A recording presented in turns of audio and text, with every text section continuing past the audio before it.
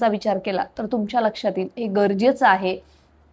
अशा पद्धतीच्या मागण्या आपल्या डोळ्याच्या पाठी होत असल्या, उद्याच्याला ही मागणी मान्य होईल का नाही होणार ते तुम्हालाही माहित नाही, मलाही नाही माहित.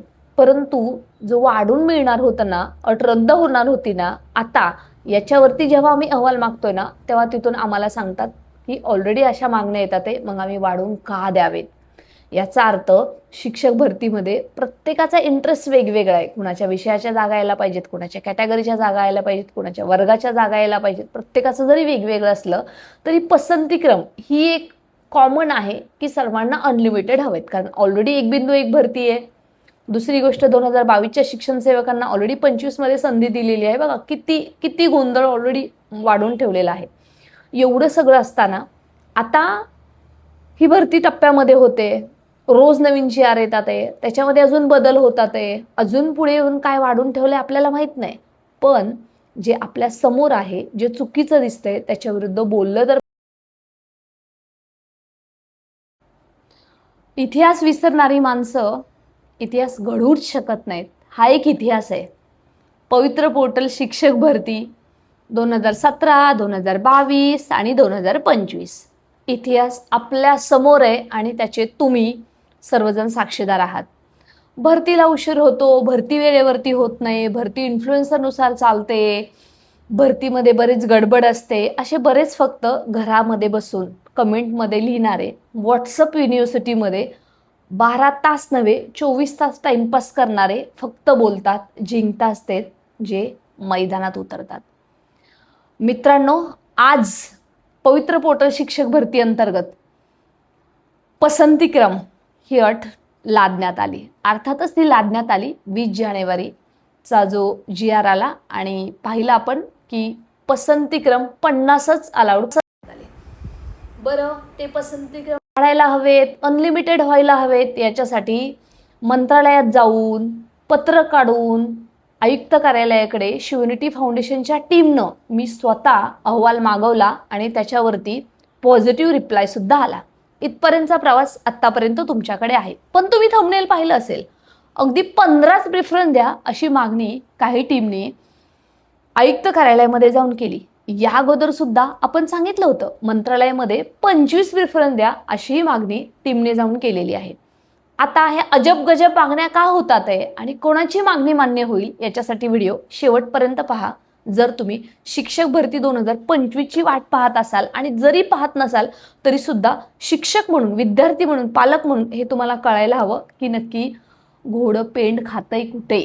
मी ॲडव्होकेट प्राध्यापक बालुशा माने शिक्षक भरतीसाठी आणि शिक्षकांच्या हक्कासाठी, सन्मानासाठी लढत असताना नुकतंच शिक्षकांसाठी मेंटरशिप सुरू केलेली आहे. A+ गुरु प्ले स्टोअरमध्ये जाऊन ॲप डाउनलोड करा आणि हो, TETची जर तयारी करत असाल ना तरी सुद्धा तुम्ही बॅच जॉईन करा. माफक दरामध्ये तुमच्यासाठी तुमच्या हक्काचं व्यासपीठ आपण तयार केलेलं आहे.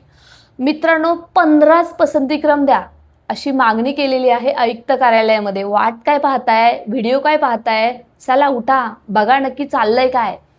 जर 50 पसंतीक्रममध्ये एखादा उमेदवार 1 ते 5 साठी पात्र आहे, 6 ते 8 साठी पात्र आहे, 9 ते 10 साठी इव्हन अध्यापक विद्यालयापर्यंत पात्र आहे, तर त्याचे 50 प्रेफरन्स द्यायचे म्हटलं तर त्याच्या जिल्ह्यातले सुद्धा त्याला देऊन होत नाहीत आणि मग तो उमेदवार लागेलच कसा.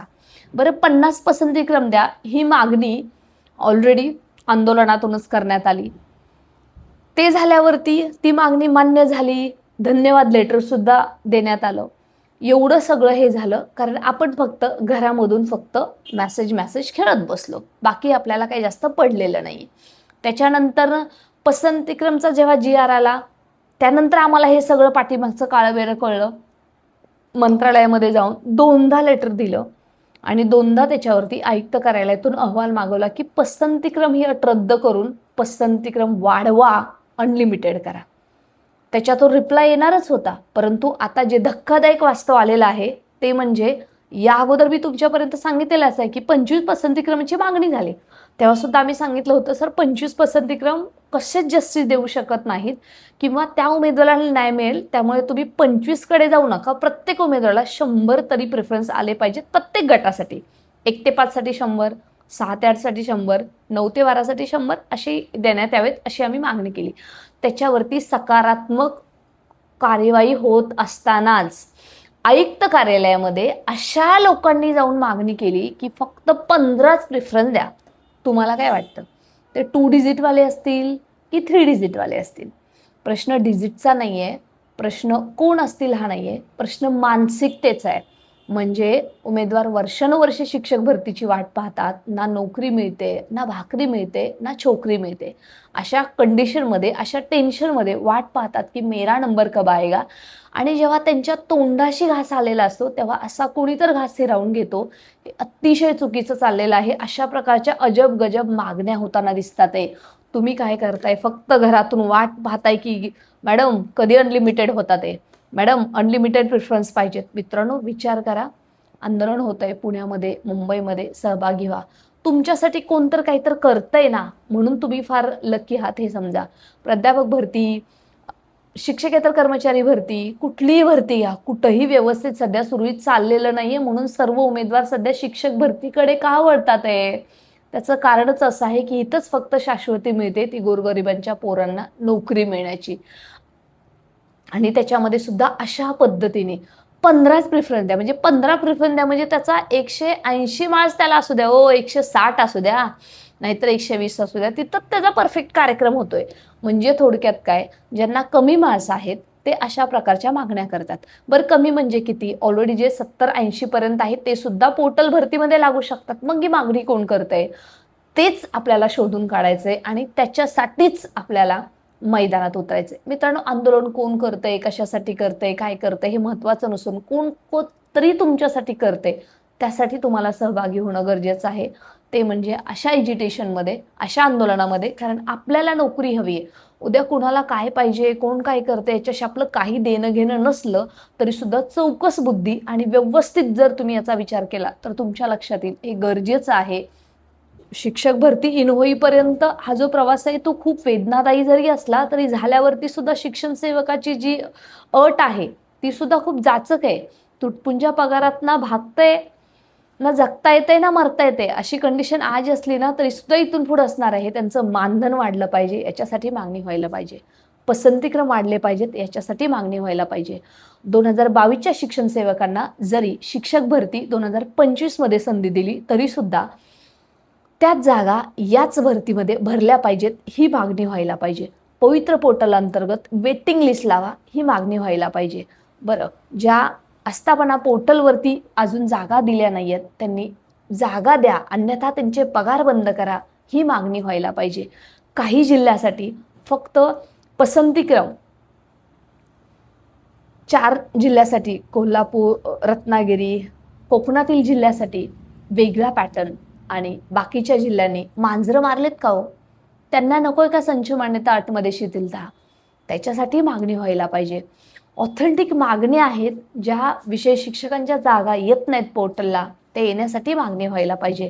TET बंधनकारक केलेली आहे, प्रमोशन थांबायला हवं आणि तिथं शिक्षक भरतीतून भरती व्हायला हवी, ही मागणी केली पाहिजे. जेणेकरून उमेदवारांना नोकरी, भाकरी आणि अर्थातच छोकरी सुद्धा मिळेल. हे इतकं वास्तव आहे ना पश्चिम महाराष्ट्र आणि सगळ्याच ह्याच्यातलं, ते ज्याची जळते ना त्यालाच कळते. याचसाठी मित्रांनो, ही खूप चुकीची मानसिकता पवित्र पोर्टल शिक्षक भरती अंतर्गत घुसते आणि ती जर कीड आपल्याला बाहेर काढायची असेल, त्याला जर टक्कर द्यायची असेल तर मात्र गरज आहे तुम्ही स्वतःहून बाहेर येण्याची.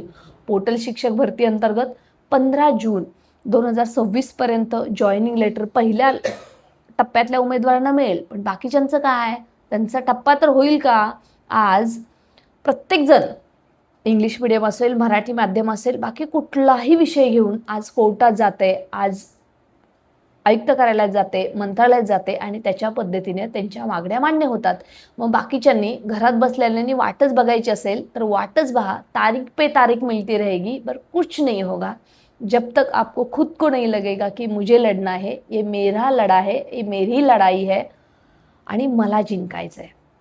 नक्कीच मित्रांनो, हे लक्षात घ्या. अशा पद्धतीचं अजून काय पुढे येऊन ठेवलंय अजून तुम्हाला माहीत नाही, त्याच्यासाठी आपल्याला संघटित होणं गरजेचं आहे. या व्हिडिओच्या डिस्क्रिप्शन बॉक्समध्ये गुगल फॉर्म आहे, तो फटाफट भरा आणि आपल्याला जॉईन व्हायचं आहे. शिवंती फाउंडेशनच्या माध्यमातून मी ॲडव्होकेट प्राध्यापक बालू शिवानी तुम्हा सर्वांना आव्हान करते.